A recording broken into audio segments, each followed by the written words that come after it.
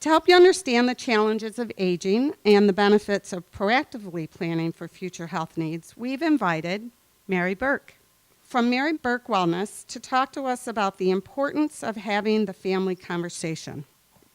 Mary has been a licensed clinical social worker for over 25 years and a certified health coach for the last 3. Having been a caregiver to her mother and husband, Mary knows the quality of life for both care partners is dependent on incorporating strategies of wellness into their daily lives. Mary has a special interest in the promotion of health and wellness among caregivers and their loved ones.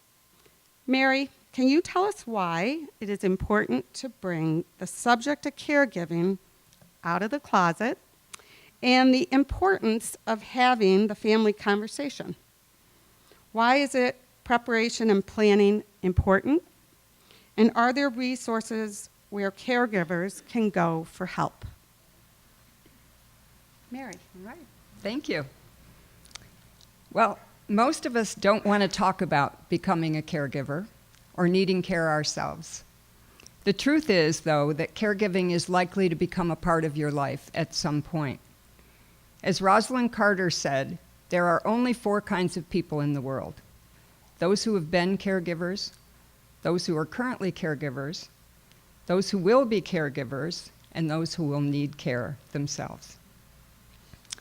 So I wanted to give you some statistics on caregiving, and this is from a 2015 report from AARP and the National Alliance for Caregiving. There are nearly 40 million Americans providing unpaid care to an adult in the last year. 40% of those caregivers are male. 1 in 10 caregivers is 75 or older. Total caregiving hours, especially if you're caring for a spouse or a partner, 44.6 hours per week. 40% of caregivers report a high burden of care. And when asked if they had a choice in taking on caregiving responsibilities, half of them said no. But despite the overwhelming evidence that caregiving will happen in our lives, we prefer not to talk about it, and therefore most of us don't plan for it. So today I want to talk a little bit about 3 things that can make the hardest job you'll ever have a little more manageable. And that's a wellness approach to caregiving, collaborative planning, and the family conversation. So when I say wellness, I get the eye roll. Everything's wellness now. Even Weight Watchers has gone to wellness. But there is something called the National Wellness Institute. Who knew? And they have defined wellness as an active process through which people become aware of and make choices toward a more successful existence. So consider this definition in the context of caregiving. An active process suggests that you're both proactive and engaged in this experience of constant change and adaptation. Becoming aware of means learning the landscape of caregiving before the fact and the options that are available in your situation, and making choices toward a successful existence. Well, during this period of time that you're caregiving, and you know it can go on for years, it's difficult to separate the existence of the care receiver or the caregiver and the family. They're really interdependent. So choices toward a more successful existence would mean planning, all the planning that is necessary, financial, legal, honest communication among family members, educating oneself about the disease that they may be dealing with and the available resources, a willingness to consider creative solutions, an open mind, the recognition of the importance of self-care, a reliable sense of humor, maintaining social connection, and maximizing the physical function of both the care partners, not just one. So I just as soon stop here because that's wellness and caregiving. If you did it that way, it would be great. But most of us don't. That, however, would make it a more fulfilling and a less stressful experience, not to be confused with easier. Caregiving is one of the most physically, emotionally, and financially challenging undertakings you will ever have. And most of us don't do it that way. I'm not sure why, but most of us opt for the rockier road. And the rockier road is crisis mode. So Dad is diagnosed with mild cognitive impairment. No children live in the area, but Mom assures them that she can take care of him and she sees no need to move out of the house. Mom has mild MS and a history of depression. When the family gets together at Christmas, they notice that Dad, who's always been fastidious, is a little unkempt and his clothes are stained. They also notice a number of dents in the car. Mom assures everyone things are fine. A year later, she falls while walking down the stairs and breaks her hip. Dad's memory loss has advanced to the point where he can't manage alone. Decisions have to be made quickly. Dad has always handled the finances, and Mom doesn't know what they have or what planning may have been done. And the siblings disagree on how everything should be managed. That's crisis mode.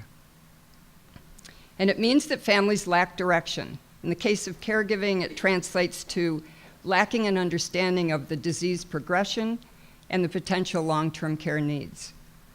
We procrastinate. We just don't want to deal with it. And we fail to utilize other family members who may be willing to help. Or we're unwilling to delegate because nobody can do it quite as well as we can. And we lack foresight. We fail to develop options to respond appropriately to situations of crisis. But in long-term care, there is always another crisis coming down the road.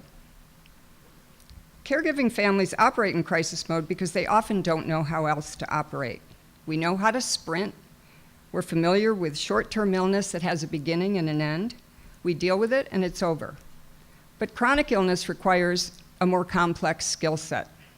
It's daily management of a challenging situation while always planning for the next event that will impact the care partners and family. The option to put your life on hold is not available. Remember that most of us enter the role of caregiver with no experience and little understanding of that role. We haven't done it before. We hope our doctor will tell us what to do, or maybe our attorney or our financial planner will give us a map. We might even have a geriatric case manager. We want someone to take charge and tell us exactly what to do. So as critical as these resources are to an improved caregiving experience, they're not in charge. The patient, the primary caregiver, and the family are in charge. So there was a study done called Families Caring for an Aging America. And this quote speaks to the role of the family. There is no single healthcare or social service discipline charged with providing assistance with self-care and household tasks, providing emotional support and performing health and medical tasks around the clock 7 days a week, advocating for an older adult's needs, values and preferences in multiple healthcare and long-term social service settings, and functioning in a legal capacity as a surrogate decision maker. The reality is families direct the care of their loved one and must actively seek out the resources they need. If there's been no planning or no communication about planning, it can impact the options available and result in costly emotional and financial mistakes. My parents won't talk about finances. I have no idea what they have. My mother says she's just going to keep going till she drops dead. My father has started falling and Mom can't get him up. They shouldn't be in the house, but they refuse to talk about moving. I can't take the keys away from my mother. She would be devastated. Roadblock after roadblock. Is it any wonder that caregivers and their families resort to crisis mode? But here's an alternative. I call it collaborative planning. And it is a process that requires a willingness to talk about tough subjects with a tough group of people that share a long history and a unique story, your family. Collaborative planning evolves over time from the family conversation, which is in fact a series of conversations. These conversations become the foundation of the caregiving experience. Ideally, they begin prior to a healthcare crisis, but that's not always realistic. And they're valuable any time that you have them. Family dynamics are well established by the time families begin these conversations. Everyone knows the taboo topics and the familiar roadblocks to communication. It takes courage to confront these implicit rules. It takes courage to have these conversations. So let's assume the discussions around later life planning for both parents. The conversations are the opportunity for each parent to share his or her thoughts on quality of life, priorities for living situations, attitudes toward end-of-life decision-making. These discussions give adult children an understanding of what is meaningful to their loved ones, and this knowledge will inform their decision-making should it ever become necessary. Family members need to be made aware of financial, legal, and healthcare planning that's been done or not done. These will define the options should one or both parents require care. But family conversations are just as much an opportunity for adult children to voice their concerns, preferences, and limitations. They are the forum to discuss the real possibility that compromises on both sides are likely to be necessary. Adult children and spouses, too, often feel that they must go along with an aging parent's or partner's preferences, even at the expense of their own quality of life. These conversations should involve all family members when possible. They're a judgment-free zone. The specifics of later life planning are difficult to discuss prior to an illness or injury, but these early conversations can make a potential loss of independence and the associated chronic care needs talkable topics. These conversations challenge the established family rules on avoidance of these topics and enable the members to practice more open and honest communication that will make the caregiving experience more manageable and balanced. These conversations need to happen early and often. They're the only way that caregivers and care receivers can be assured that there is a mutual understanding of values and responsibilities when difficult decisions have to be made. Before I close, I just want to speak briefly about guilt. Guilt is the nemesis of caregivers. It is the lingering fear that you made the wrong decision or that you were not honest about your intentions.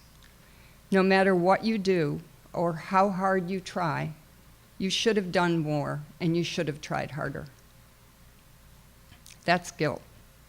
When you are blindly making decisions for another adult who has never communicated her most fundamental wishes to you, that's guilt.